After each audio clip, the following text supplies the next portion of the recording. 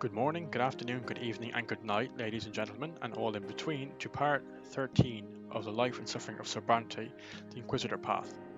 When we last left off, we were able to increase our family's position up to about halfway, as well as our unity, which is really good. And we've taken over an Inquisitor job in our home province, but things aren't as smooth as they could be. And we also slipped into poverty, but we'll try and fix that. So we're aiming to try and be a noble by the sword in this playthrough, as well as to kick ass as an Inquisitor. So without further ado, let's jump straight in. A rock and a hard place. It's year 1138, chapter 4. The Brante home has been uneasy for several months now. With father travelling all over the province for his judicial duties, the animosity between Stefan and Gloria has grown into a full-blown feud. Your elder brother tries to use his position as heir to keep his sister in check and make her behave in accordance with her estate. Gloria repudiates his authority. Their fights rock the house on a daily basis. Eventually, after returning from his latest trip, father gathers Stefan, Gloria, Nathan and you in his office. His sombre look portends a difficult conversation. Stefan gazes at his father defiantly. Gloria is poised to lash out and run away. Nathan keeps quietly to the side. Children, it's for long enough now our family has been striving to become nobles of the sword. Every noble member of the Brante family will gain a hereditary title. This is your grandfather's dying wish. Gloria sighs loudly. Then why am I here, Sir Robert? She's right, this is a Brante matter. Wait until I finish, Stefan. I am still the head of this household. If you are truly so concerned about honour, show your father some respect. It can't be helped. Not all of us are noble, but now we must be united as never before. We must work together to protect the reputation and wealth of this family. But you, Stefan, perpetually humiliate Gloria. Father, all I'm trying to do is put her in her place. You know perfectly well the consequences of every action Gloria might attract. Our every step is being observed. The nobles will make pariahs of our family for all eternity if they remember Gloria's filthy origins and your reckless marriage to Lydia. Father turns red in the face, but with considerable effort he remains composed. That is so. Our grandfather did everything in his power to remedy your mistakes. Please, Father, don't repeat them. Gloria speaks up. I'm just trying to live, Sir Robert, but Stefan wants to lock me in a cage so nobody will ever lay eyes on me.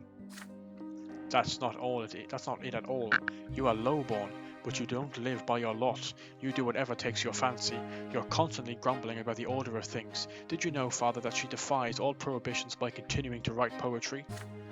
As far as you're concerned, anyone who contradicts you is an insurgent. When will you grasp the idea that you may not argue with a nobleman? I am the heir of this family, and my word is your law. Purple with rage, father slams his fist on the table. It is rare to see him so furious. Both your elder brother and sister instantly fall silent. Frightened, Nathan shrinks into a corner. Hold your tongues, both of you. Let Jordan speak. He has witnessed your quarrels. He should know best which of you is in the right. So we can side with Stefan, which is unity down, and Gloria down. Defend Gloria, which is reputation down, and Stefan Brante down. Send her off to Valona, which we did in the noble playthrough, which would decrease our wealth, but increase manipulation and eloquence. But we can't do that because we don't have Gloria 2 or manipulation at 12. Or we can appeal to Nathan, which will give us unity, which is great, theology, which is fine because we're maxed it, although it will decrease Gloria and Stefan. But Nathan will be maxed out, so we're obviously going to appeal to Nathan, because that's the best option for all of us. Your younger brother's words will help you settle the dispute. It's a shame we lose a bit of Stefan's relationship, but that can't be helped. Let him speak up. To everyone's surprise, you turn to Nathan. He meets your look with a quizzical gaze from under his unruly hair. You point out to Nathan that he has studied theology after all. According to the holy teachings, how should a brother and sister act? Nathan is embarrassed and replies reluctantly. Gloria refuses to accept her lot and live like a commoner. I understand her, but the gods will neither understand nor forgive her. Nathan is transfigured. His face lights up and his voice is suddenly strong. You, Stefan, don't understand your lot completely either. Ruling does not mean being a tyrant. Ruling entails taking care of those beneath one's station. What? Are you trying to teach me how to live by my lot, you dimwit? You side with Nathan. The prophet Isatius himself interprets the noble lot as taking care of the other estates, so if Stefan uses his power to humiliate people who displease him, he is violating his lot. Wasn't he the one who spoke to you about the nobleman's duty to protect his family when you were searching for Gloria in the far corners of Anisot all those years ago? Stefan frowns in displeasure, but he has no response. Now you turn to Gloria.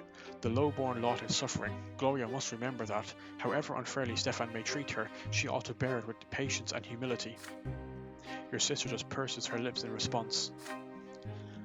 We all have to live by our lots. No mistakes are allowed. Isn't that right, Jordan? You peer into the eyes of your younger brother. They are filled with a strange sorrow. What is he trying to say? Enough. I can handle my lot myself. Stefan marches swiftly out the door. Gloria follows him to the door. I've heard it over and over again since I was a child, suffering patience, so this is how I'll live if it so pleases the noble Brantes. It's a shame about Gloria, it really is, but it can't be helped. After the conversation in your father's office, Stefan and Gloria stop fighting for a while. Your home is peaceful at last, or is it just the calm before the storm?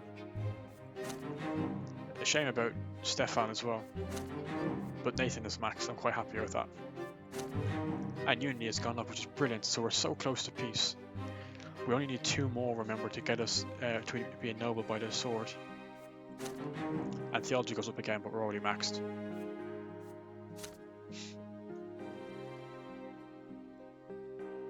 So that wasn't too bad at all.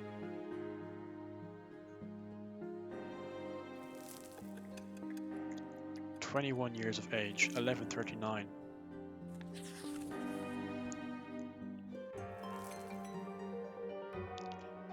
The Archduke and the Overseer. 2 powerful lords have been struggling for power in Margla for over 2 years now. The new overseer of the province, Gaius Tempus, cannot seem to rein in the obstinate spirit of Archduke Tarquinius Melanidas. Unwilling to accept that he is no longer the overseer of Margla, the Archduke still stubbornly continues to assert his right to rule the province. Most of the Marglan gentry, who swore allegiance to him generations ago, remain loyal to him even now. Gaius Tempus has publicly demanded that the Archduke recognize the overseer's rule as legitimate. I am the voice and will of Emperor Uther II in the province of Margla, all lands, deeds and titles notwithstanding. Archduke Melanidas must obey his sovereign's will and heed his decree. I hereby extend to the Archduke an offer of peace. Should the Archduke cease his insubordination, his lands, deeds and titles shall remain his own. The Archduke's response to the overseer was openly defiant. Since the days of yore, the land of Margla has belonged to the Melanidas dynasty. We are part of the empire and we are the emperor's loyal servants. However, our dynasty will not stand for such intrusion upon our lawful rights and privileges. Never before has an archduke been stripped of his right to represent the emperor's rule in his own province. So do not forget, Sir Overseer, that the highest noble families of Margla have sworn fealty to me alone. Neither the Duke nor the Overseer will relent, but both are too powerful to be readily disposed of. The bad blood between the 2 Archnians has festered for too long, and the common people have begun to pay the price for their strife. Stripped of the Overseer's tax privileges, the Archduke Melanidas has decided to impose his own levy upon the citizens and villagers of Margla. The commoners are now forced to pay taxes twice, first to the Overseer and then to the Archduke. This double burden is too much for the common people of Margla to bear. Many have refused the second tax outright as a lawless measure, but the Imperial Legion, led by young Dorius Otton, is ruthless. Eagerly and without mercy, the Legion soldiers collect the Archduke's dues in cities and villages alike. So that's not good. Our wealth has gone down. Order is getting closer to unrest, and struggle for power is increasing as well.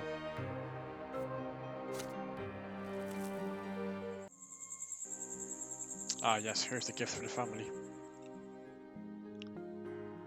This last year has been an ordeal for your family. The pains taken to be ennobled by the sword, the close attention of the city aristocracy, the squabbles between Stefan and Gloria. Tonight your preoccupied father has gathered the entire family around a table in the backyard. The sun has almost set, and there is a soft breeze. But instead of a meal in the open air, you are going to attend a family meeting. In the middle of the table, you see an open, gilded box. It is full of jewels. Archduke Melanendas himself has bestowed this gift upon us. It is a surprise indeed.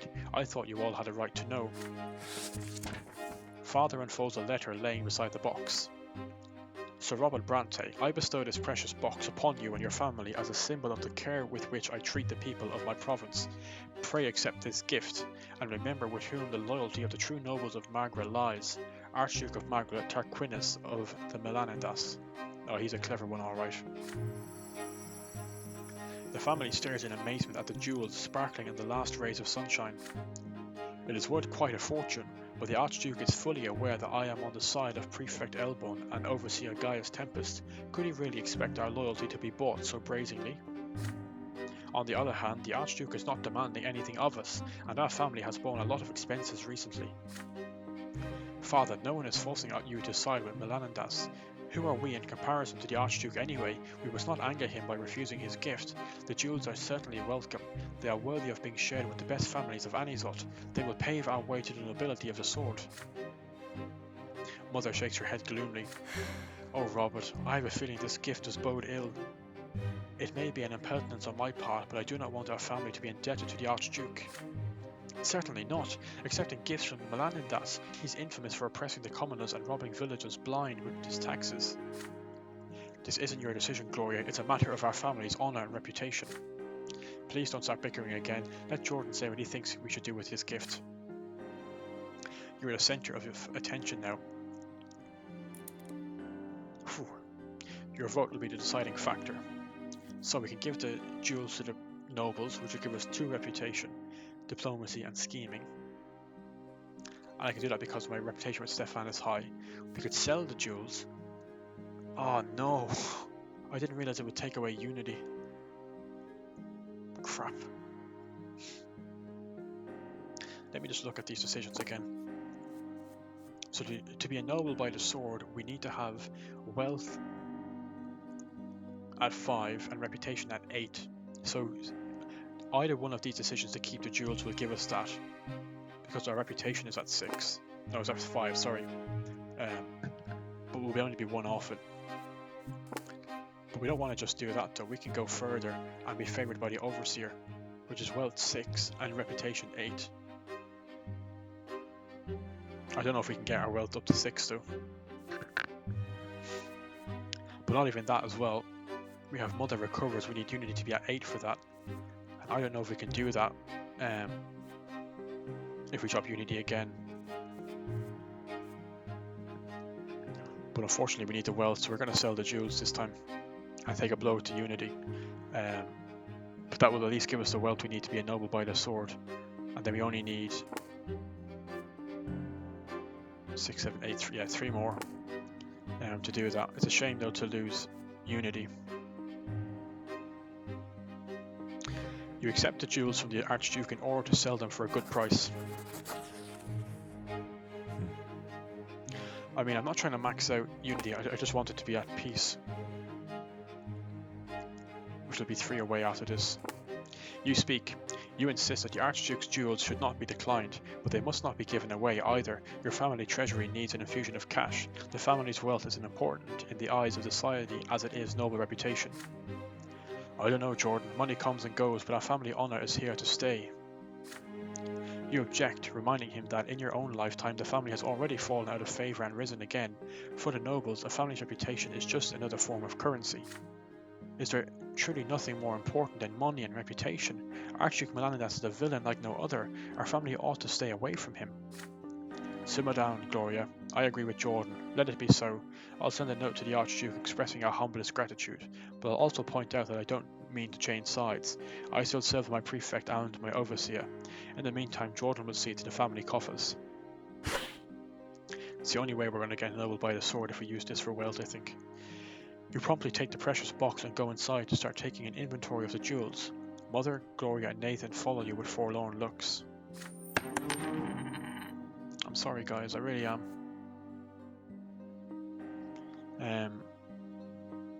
So I mean really in the long run, getting that portrait didn't really help us.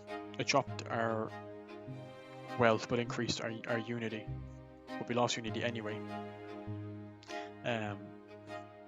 You sell the jewels and easily amass a considerable sum.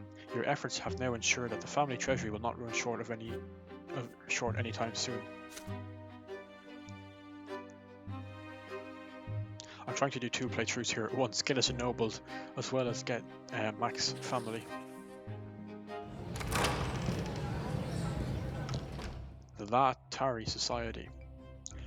Another winter has come to Magra. It has been almost a year since your return home. The Order has gradually been gaining power and influence in Anizot. The Inquisition ward is no longer as deserted as it once was. It is now filled with the hushed voices of young Inquisitors and the heavy, echoing footfalls of the champions of faith. You and Jean are only assigned cases of low importance. Inquisitor Ulrich has taken it upon himself to investigate all cases related to Patriarch Cassius personally. Rarely, if ever, does Ulrich ask the 2 of you for assistance, but today of all days, unexpectedly, he has requested a word with you. For the first time ever, you visit his cell, a spacious yet aesthetically furnished room. Ulrich is sitting on a plain-looking stool behind a humble desk when you enter. A lash hangs on the wall across from you. There is a disturbing air about it. Inquisitor Jordan, there is a certain special case I'd like to entrust to you. There is a society that exists in Anizot. They study the culture of the La Tari, an ancient civilization that is long extinct. This is a society only for nobles. Most of its members are young and carefree. You come from a noble family. You know their manners and their etiquette, which is why you will be going there. By the will of the twins, the parents of one such carefree young noble have found a book in his possession, an odd book indeed, and they brought it here. He points at a book lying on the desk in front of him. The front of the metal-bound tome bears an engraving, Vedas of the La Tari people, a translation by Master Newman, professor of the Imperial College. Upon his family's insistence, this noble, a young man by the name of Arnaud El Rancourt, paid us a visit. He claimed he had done nothing wrong and insisted that the Society's meetings are just like any other noble party. The only unusual thing about them is their theme. They read the poetry of an extinct civilization. They wear peculiar clothing. They hide their faces behind masks of gold, the same colour of the skin of the La Tari. But he let it slip that a certain mystery is about to take place at their next meeting. His explanation was quite incomprehensible, but the young El Rancor was very excited indeed. I'm convinced him to donate his invitation and mask to us. His code name is AL. The society has not gained much popularity just yet, but they must have a patron of considerable influence. What if Patriarch Cassius is the one behind it, and this society is what we have been warned about? One way or another we must arrest the heretics and make Cassius pay for allowing such a sect to exist. Your mission is to find out what they're up to. You must act quickly before they learn that we have El Rancor. My squad of champions of faith will follow you. They will assist you in the rounding up of the apostates. You nod. At last you finally have an important case to investigate. You recall the history books you read and studied long ago. The La Tari were an old civilization, an ancient race of magic wielders who worshipped false gods and even enjoyed a brief alliance with the Empire. Around 200 years ago, the La Tari disappeared from the face of the world, just like all the other lesser civilizations. Father Ulrich presents you with a gilded mask. The Society's meeting place is a noble mansion on the outskirts of Anizot. As you ride a carriage to the La Tari Society, you lean back on the cushions and close your eyes. What do you know of this dead civilization? The most important thing you can remember is that the La Tari believed that true existence was the product of their own will. They thought the world around them was an illusion, a dream of their own making. You cannot help but wince at the thought. The world was created by the will of the twins, not the will of mortal creatures. No wonder they read the world of the La Tari. Your carriage stops. You meet with a small squad of the champions of faith in an alley near the mansion. The squad is led by one Captain David Agaranim, a grizzled, muscled swordsman hailing from Archnia. His naturally grim face is made even more hideous by a number of battle scars. Good evening, Inquisitor Brante. We'll be right nearby. Give us a sign and we'll come to your aid. The mansion is large, but inconspicuous. You see noble carriages in the courtyard, many more than you had expected. The gatekeepers bow and open the gate as soon as they see you. It seems the mask is enough to convince them you belong inside. You are ushered into a dressing room of sorts. A change of clothes already awaits you inside. It is unlike any garment you have ever seen, a square of flowing, sparkling cloth with clasps and cords to keep it in place. The servants help you into this bizarre garb. You cannot help but feel rather silly and undressed and uneasily dressed like this. But on your chest behind the costume rests a symbol of the twins, filling you with strength. The champions of faith await nearby, ready to come to your aid. You can do this. Next, a large hall. The windows are covered in black cloth to keep prying eyes away. What seems at first to be a strange performance is playing out before your very eyes. You hear droning, unfamiliar music coming seemingly from nowhere. People fill the hall dressed in flowing robes and delicate gilded masks with narrow slits for eyes. The people stand and move unexpectedly close to one another, their hands on each other's shoulders as they talk. You approach one of the subjects, hoping to overhear the subject of their conversation, and almost recoil when several arms reach out at once, attempting to grasp you tenderly by the shoulder. Steeling yourself, you put a hand on another person's forearm. You do not remember the last time you actually allowed yourself to touch another human being. The masked people seem friendly and genial. No one appears surprised by your insecurity. They continue their conversations as they accept you into their circle. The conversations are also quite out of the ordinary. You hear unfamiliar names that could belong to legendary heroes of the La Tari, or people here who have taken them as secret identities. You hear references to books you do not know, and the emotions these people felt while reading them. You listen as though in a dream. You hear several voices singing in a distant corner of the room. There are no lyrics to the song. Each voice maintains its own note. Together they form a tender, softly aching melody. The circle of people next to yours begins to move in a strange, slow dance. The movements are unlike any dance you know. Their intertwined arms become an embrace, and that embrace then becomes intertwined arms yet again. You see golden faces moving all around you, and you suddenly realize with perfect clarity that you are part of this dance too. You are one of them, one with them. You are more than you have ever been before. It is so alluring. It is true greatness. It is power. Limitless, endless power. Your back is perfectly straight now, your head held high, as though you have actually glimpsed another world through others' eyes during the short time you have been sent here. What other eyes? The eyes of a noble, the eyes of the La Tari. The entire world is but the dream of the La Tari. The symbol of the faith grows very warm beneath your clothing. It clears your mind and helps you break free from the illusion. You are here from a purpose. Without a sound, you mouth a prayer.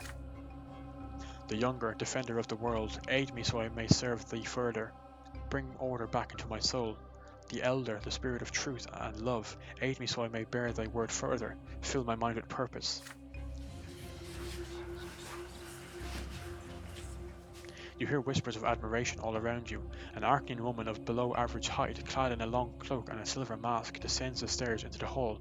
"Oh, Lady Octavia has something truly special for you tonight," says a voice next to you. And there she is, the secret patron of the La Tari Society, Archduchess Octavia Melanidas, the Archduke's own daughter, heiress to the province of Margra. She smiles at everyone gathered here, her pitch-black eyes surveying the whole. The La Tari were a great civilization with a wondrous and beautiful culture. Their disappearance from the world is an immense tragedy. Thank you all for coming. We have been united by a shared aspiration to understand the culture of the La Tari. We have learned so much already, but the mystery of the circle of La Tari remains inaccessible to us. Today, some of you shall aid me as we investigate this mystery. Please close your eyes and listen. The time is coming when what must be said, when the thought becomes the word, when the word becomes the world. Thus spake the La Tari. And at this hour we have come together to form this circle, to make our thoughts reality. The La Tari made us the word, and with ourselves we shall make the world. Thus spake the La Tari. Only that which is unchanging exists. Only that which is real is eternal. Motion is death, and all that changes is an illusion that makes naught out of aught. Thus spake the La Tari. Only one thing in this world is unchanging, the La Tari. The La Tari is the world, for it is all that is real. Thus spake the La Tari. As she speaks, Octavia moves elegantly through the crowded hall.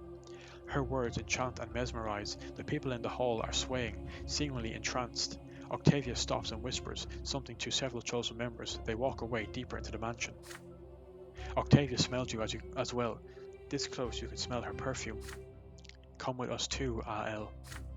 The long hallway ends in a dark room. Octavia is the last to enter. Enter the circle, O chosen ones, and join hands. Direct your thoughts and feelings towards the circle's center, toward me. Become one with me. Become one inside the circle. Become La Tari. One of the people in the circle begins a droning melody, others join in the song. Candles burn. There are strange ritualistic symbols inscribed on the floor. You look at them closer. They depict colourful intertwined dragons. A long thin knife appears in Octavia's hands. The gods are merciful to us, the La Tari, their chosen kin. They granted us the sacred laws, the one true faith resides therein. We La Tari were thus the first creations of immortal gods. The moon sees all it comes across, yet none are equal to our cause. Death is our enemy no more, eternal foe of mortal life. Should it come closer than before, then neither run to it nor hide. The tempo increases, the song becoming disjointed, chaotic, yet somehow orderly and right. The sacred symbol under your costume feels so hot it burns your flesh. Something is happening, and it is offensive in the eyes of the twins. So heed the law of La Tari, one older than the very sky. He who wakes shall prosper. He who sleeps shall die. As she speaks these final words, Octavia Melanidas discards her cloak. She is naked, her beautiful body completely uncovered. The song reaches its climax. Those standing in the circle sway from side to side, their eyes rolled back. They are lost in a trance. Octavia holds the knife to her wrist. She pierces the skin and then makes a long cut along her arm. Bluish blood begins to trickle down her fingers and onto the floor. Octavia raises the knife above her other wrist. Both are unlocked. A moment more and the ritual will reach its culmination. Should you intervene, become a part of the circle, which means the La Tari happens, and tolerance of the fate goes up. But Inquisition power goes down, and willpower increases. We can preach to them, Inquisition power up, tolerance down, our wealth goes up and our reputation goes up. Oh God.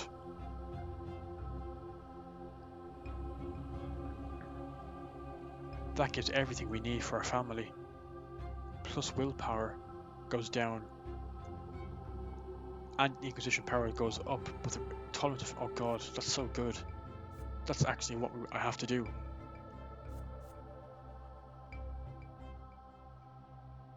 I have to preach to them. That's just everything for our family.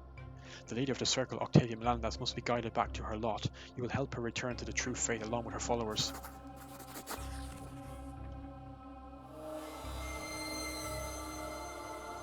You clutch at a thin silver slab with a prayer to the elder etched into the metal. Twins, grant me the power of healing. You break free of the circle and step towards Octavia Melanidas, white light emanating from your hands. As the slab slowly dissolves in the silvery glow, the wounds in Octavia's body flash white, slowly begin to knit. The song stops and dies. The people are startled as though awakened from a dream. They look at you in confusion. Astonished, Octavia is at a loss for words. El, what the... You stand up straight, casting a glance around the room and the people in it. You feel no hatred for them, only compassion for these children lost in the dark. They must be guided back to the light. It is by the will of the twins they came into this world, and it is by their lot will they remain here.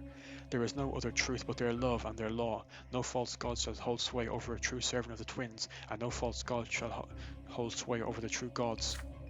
And here it is, the proof of their will, their love, and their law. You point at Octavia Melanidas' arms, already fully healed without so much as a scar.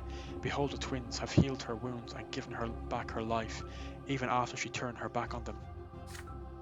The La Tari are gone from this world. Those who reject the twins have no place here. There shall be no gods in this world or the next, but the elder and the younger. The La Tari are dead. Their culture is dead. Their false faith is dead. Those who imitate races that no longer exist will only follow them into oblivion.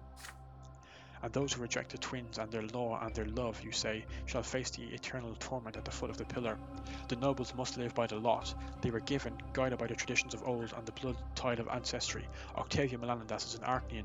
Hers will always be a noble lot, you say, no matter what she tries. Silence. You hear only the crackling of the candles. Octavia Melanidas lets the knife fall from her hand. She throws the cloak over her shoulders. Leave, all of you. This event is over. Inquisitor, would you mind if we speak in private? You hear desperation in her voice. You nod. The two of you are left alone. Octavia tries her best to maintain an air of composure, yet clearly she is dismayed. Tell me, father, if the twins are law and love, then why is their law so harsh? Why does it have no place for kindness or warmth? I cannot bear to live by my lot. The noble traditions leave me no freedom, no air to breathe. I am suffering, but the twins' law denies me the very right to suffer. What shall I do? You seek a plea in the depths of Octavia's pitch-black eyes. She has lost her way. She has questions, and it falls upon you to answer them. Such is your lot. You tell her that the love of the twins is like our parents' love for us. They raise us and punish us. They warn us of mistakes and guide us to the right path, for they know much more than we do. Rebelling against the will and law of the twins is also like defying the will of our fathers and guidance of our mothers. You offer Octavia Melendez your guidance. The two of you share a lengthy conversation about her father. You lend an ear to her laments, ask questions in return, and patiently witness her tears. You explain to her how she ought to behave. You tell her how she to fulfill the duties of the noble lot. You describe her role and purpose in the world, the nature of the blood tide and the Arcanian people. It is a complex conversation. Octavia is intelligent and unhappy, and her family must bear the grim burden of the legacy of Charles Melendez, which is why she was so tempted to go astray in search of answers. But the answers you gave her took root in her heart. She'll be able to fulfill the duty of her lot now, and she'll finally be able to sense the meaning of her real life. You beg Octavia to tell you the names of the nobles who attended the gathering. Everyone she tempted away from the faith must be returned to the fold. You need her help. She agrees. A while later, you list the names of the members of the La Tari Society to Father Ulrich. You've done well, I must admit. You showed everyone the greatness of the twins, offered guidance to a lost soul. I'm confident Archduke Melendez will have many questions for Patriarch Cassius now. As for the rest of them, I will guide them back to the faith myself. One by one, many noble dynasties in the city succumbed to Ulrich's pressure and confessed to acts contrary to the faith. But the ritual was prevented. This is the only thing that saves them from ultimate punishment for the crime of apostasy. The La Tari Society quickly becomes the talk of the entire city. How could this have happened in Margaret of all places? Many turn to Patriarch Cassius for answers. For the first time in a long while, he has none. Several days later, you receive a letter from none other than Archduke Melendez. Inquisitor Jordan, I am truly grateful for what you have done. Your guidance has helped my daughter find a path toward accepting herself, her place in the world, and her destiny. Your father must be very proud of you. The Brante family will win glory for ages to come. The Archduke is right. Father is overjoyed when he greets you at home. Through your actions, you have earned the Archduke's personal attention and gratitude. This marks the end of your first year back in Anizot. So the Archduke is grateful to us. I'm sad about losing this surveillance of faith. We've gone back down now to where we started, and that's just gone up by one. But our family has gone up by one as well, which is brilliant. And willpower's gone down a bit. So that was a really interesting event. I think having the Archduke grateful will come in a lot in handy. So I'm going to leave it there. I hope you enjoyed this episode, and I will see you in the next part. Take care, and have a nice day.